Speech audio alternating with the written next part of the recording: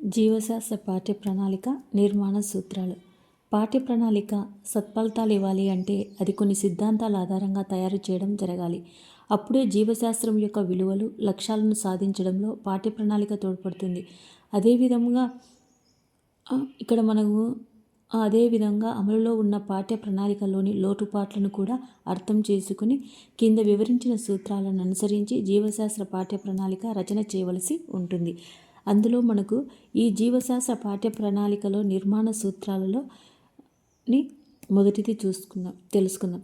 శిశు కేంద్రిక సూత్రం.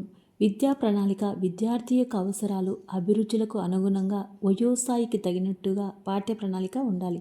ఈ సూత్రం విద్యార్థుల్లోని సహజ ప్రబోధాలను, సహజాతాలను, స్వభావాలను విద్యలో అమలు పరుస్తుంది. విద్యార్థిలో సృజనాత్మకత శక్తులను అభివృద్ధి చేసే విధంగా పాఠశాలలోని కృత్యాలు విద్యార్థులకు నిజమైన విలువలను ఇచ్చేవిగా ఉండాలి. ఇక్కడ పాకృతికవాదంలో మన శిశు కేంద్రీకృత పాఠ్య ప్రణాళికను అత్యంత ప్రాధాన్యంగా కనబడుతుంది. రెండవది సమాజ కేంద్రీకృత సూత్రం. విద్య అనేది వ్యక్తులకు సామాజిక అభివృద్ధి కోసం తయారు చేసేది. అంటే వ్యక్తి అభివృద్ధి సమాజ అభివృద్ధితో ముడిపడి ఉండాలి. సమాజ అభివృద్ధికి ఉపయోగపడే అనుకూల వైఖరులు విద్యార్థులు కలగజేయాలి. మారుతున్న సమాజ అవసరాలకు తగినట్లుగా పాఠ్య ప్రణాళిక ఉండాలి. 3. సమైక్యతా సూత్రము. విద్యార్థి వ్యక్తిగత వికాసము, సామాజిక వికాసము రెండింటినీ సమైక్యపరిచే విధముగా పాఠ్య ప్రణాళిక ఉండాలి.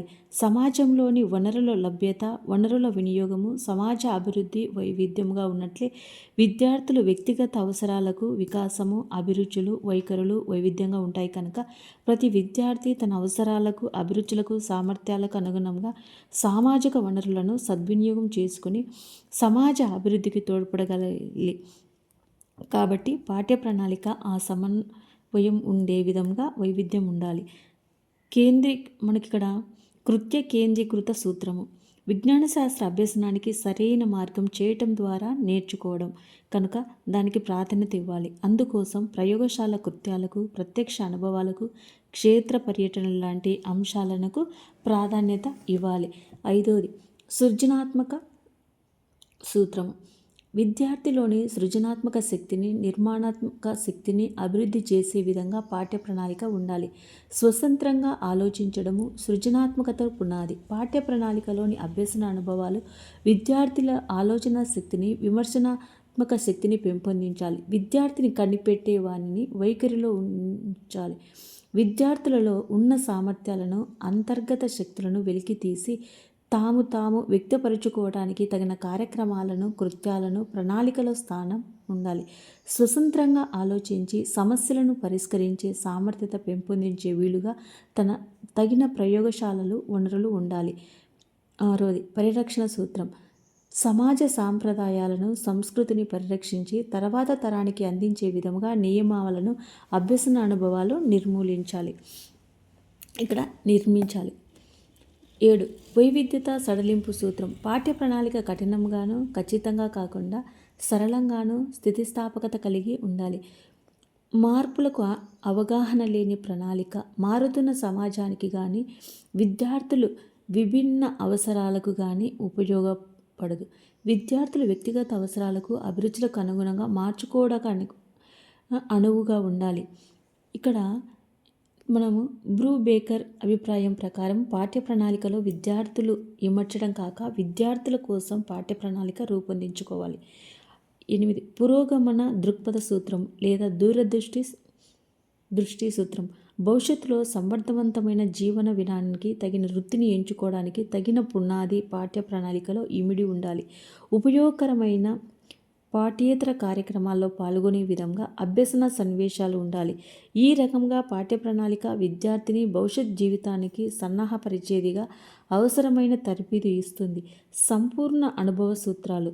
కేవలం జ్ఞాన సముపార్జనే కాకుండా సమగ్ర మూర్తిమత్వ వికాసానికి పునాది వేసే దిశగా అనుకూల వైఖరులను పెంపొందించే విధంగా ప్రణాళిక ఉండాలి. విజ్ఞాన శాస్త్రంలోని వివిధ శాఖల్లోని అంశాలను సమీక్షపరిచి సమగ్రమైన అభ్యసన అనుభవాలను రూపకల్పనలో స్పష్టమైన అవగాహన ఏర్పరిచే విధంగా మనకు ఉండాలి.